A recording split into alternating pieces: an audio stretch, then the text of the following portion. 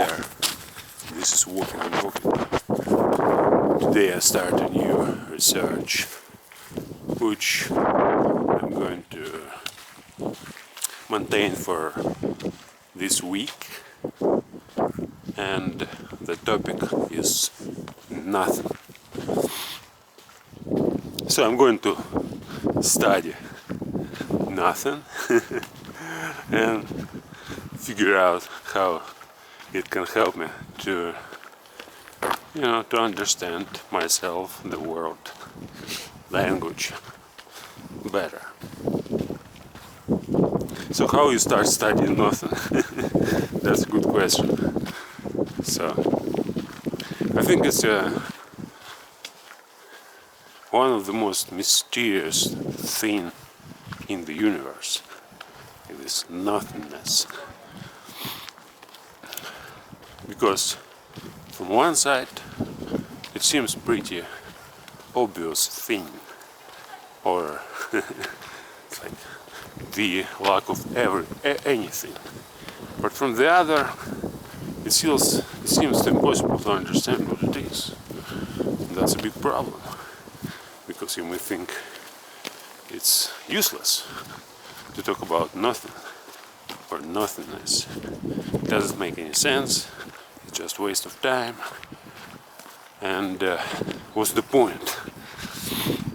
But from another side, you may start thinking about nothingness, and you may realize that it's one of the biggest category, and it's the whole source of all creativity, all art, and anything new comes from nothingness. Yeah, and it's possible to talk about it as much as you like.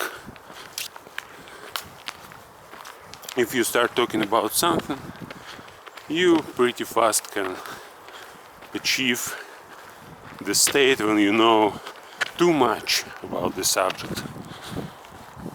But when you talk about nothing, it seems that it's impossible even to get one step forward. So you start learning nothingness, you may gather up lots of thoughts, you may even think that you understand what it is. But then here's the next question. What is nothingness? And you see that whatever you said, it's not nothingness, it's not nothing, it's something. And it has relation to nothing. It's like it has no relation. Or it has relation only in your imagination. Doesn't sound good. Relation, imagination. Okay, nothingness, yeah, something that you can talk all the time about and without saying anything. That's amazing. I think I may ponder for a while about this contradiction, because usually when you need to talk, you are supposed to say something meaningful, you want to share something that you already know, and when you can't do that, you may say, it's like I'm failed.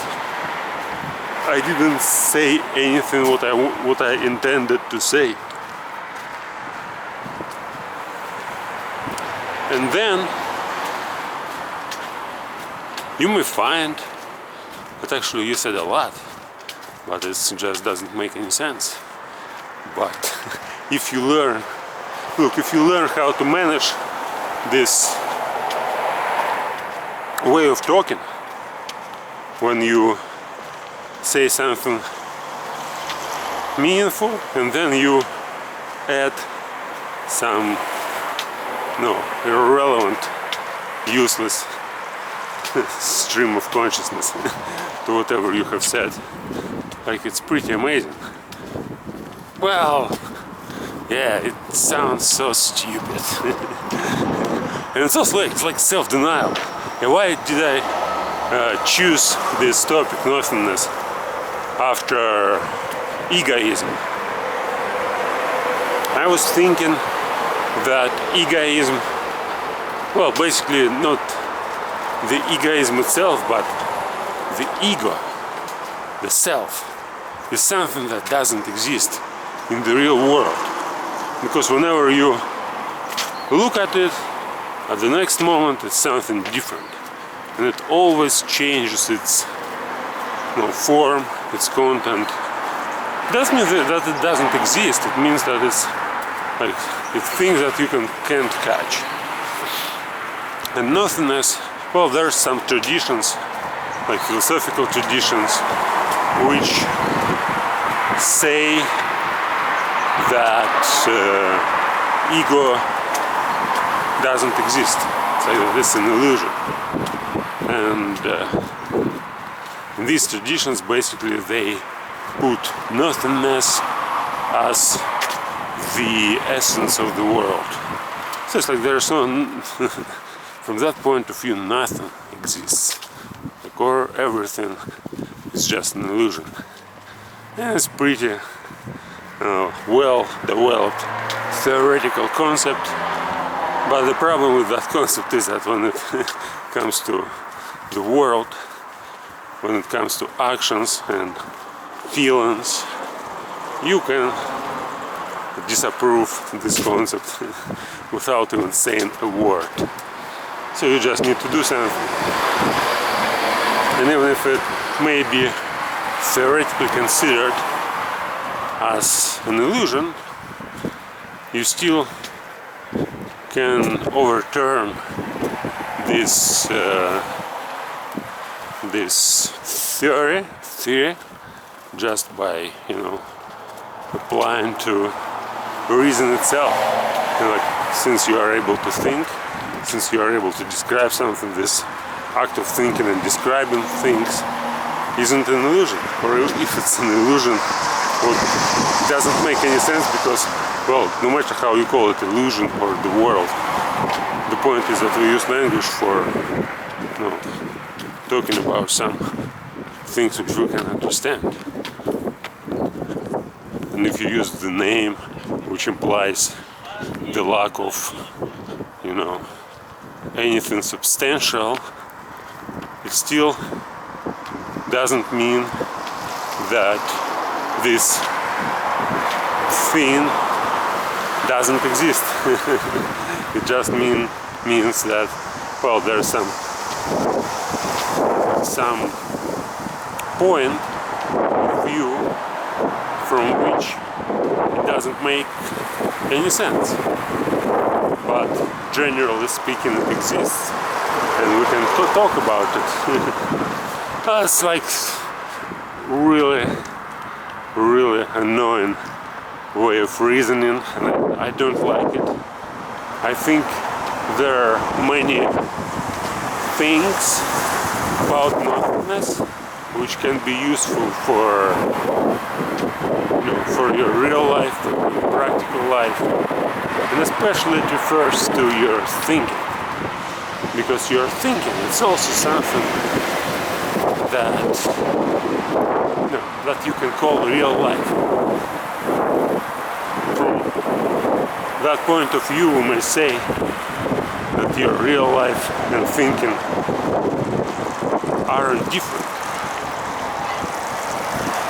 You think that your life is your movement, your motions, maybe things you're doing, the experience you have while moving your body from one place to another, but you may, with the same right or respect, to say that your life is your thinking. So whenever you think in all these trains of thought which are going through your mind, it's the same life. And nothingness, that's particularly interesting subject, because usually people don't, at least now, they don't pay attention to this process. They may talk all the time about what they are doing, like with their bodies, let's say. But for most of them, it's quite difficult to talk about what they are doing with their mind, with their thinking. Every day, everyone gets through 16 hours of this thinking process, and for most people this 16 hours is absolute emptiness. So they may have one or few thoughts highly related to their way of doing things, and and they don't even notice that there's 16 hours of content going through their minds, which is completely irrelevant to anything. And since it's irrelevant to anything, they usually don't pay attention.